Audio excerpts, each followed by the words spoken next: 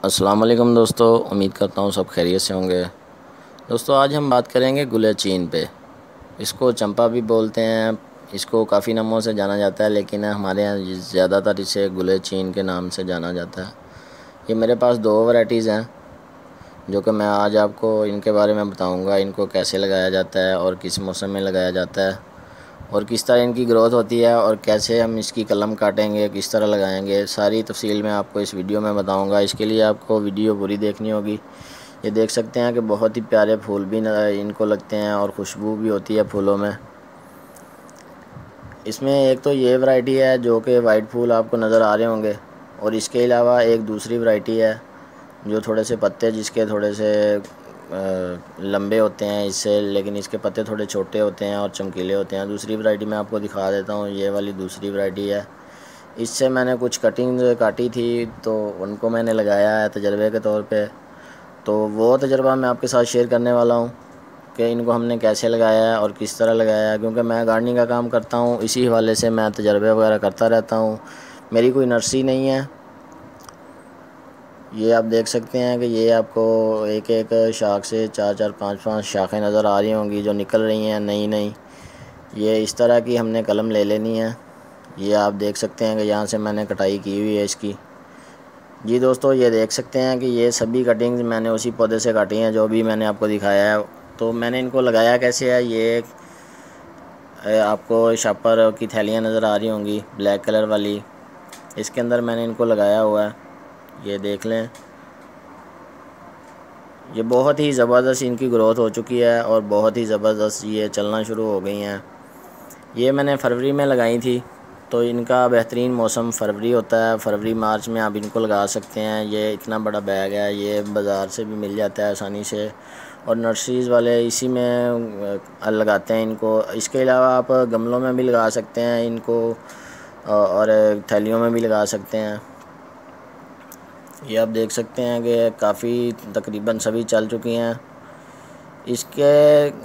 इसको दो तरह से हम लगा सकते हैं। एक तो इसकी कोंपा लगा सकते हैं, और इसके अलावा एक आपको इसके अंदर कलमें नज़र आ रही होंगी जो कि ऊपर से कटी हुई हैं, और एक आपको नज़र आ रही होंगी जो ऊपर से पत्ते जिन्होंने निकालना शुरू कर दिए हैं। ये देख लें, ये बिल्कुल ऊपर से कटी हुई हैं, और ये देख सकते हैं आप, ये देख लें।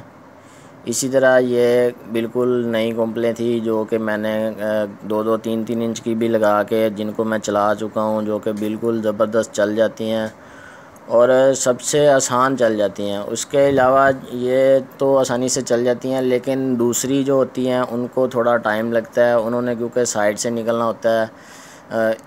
और ये वाली हैं जो इन्होंने जैसे ही इनकी जड़ें निकलेंगी ये ऊपर से चल जाएंगी।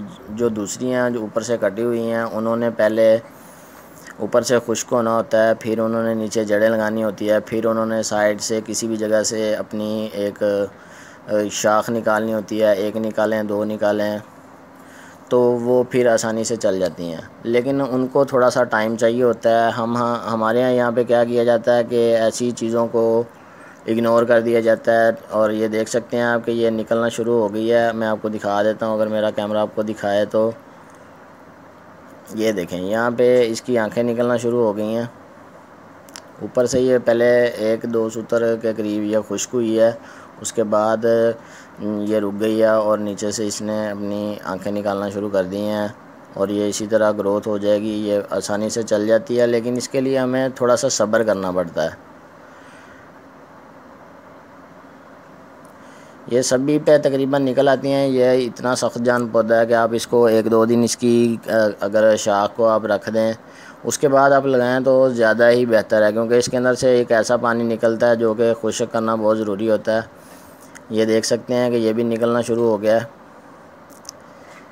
इसी तरह दोस्तों हम इसको लगा सकते हैं। इसका लगाने का आसान सा तरीका है ये, आप ग्रो बैग जो थैलियाँ मिलती हैं कलमें लगाने के लिए, बीज लगाने के लिए, आप उनमें लगा दें और ऐसी जगह पे रखें जहाँ पे नॉर्मल धूप हो, ना ज़्यादा धूप हो, क्योंकि फरवरी में इतनी बहार शुरू होती है, लेकिन आगे आगे जैसे जैसे अप्रैल मई आता है तो धूप ज़्यादा हो जाती है, जिससे शापर भी ख़राब हो सकते हैं और आपके पौधे भी ज़ाया हो सकते हैं। इसीलिए आप कोशिश ऐसी ऐसी जगह पे करें कि सायादार जगह पे लगाएं जहाँ पे टेम्परेचर भी कंट्रोल रहे और आपके पौधे भी ख़राब ना हो और वो अच्छी ग्रोथ करते रहें।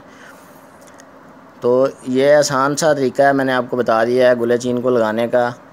तो इसी तरह आप फरवरी मार्च में इसको लगा सकते हैं। उसके अलावा आप इसे सितंबर अक्टूबर में भी लगा सकते हैं अगर लगाना चाहें तो। लेकिन बेहतर यही है कि जब फरवरी मार्च में ये पौधा पत्ते गिरा चुका होता है, कुछ पौधे पत्ते गिरा देते हैं और कुछ नहीं गिराते, लेकिन ये तकरीबन गिरा चुका होता है, तो उस वक्त आप इसको लगा सकते हैं।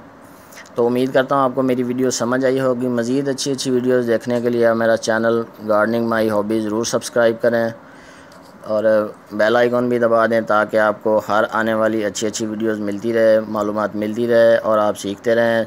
दुआओं में याद रखें। मुझे इजाज़त दीजिए। अल्लाह हाफिज़।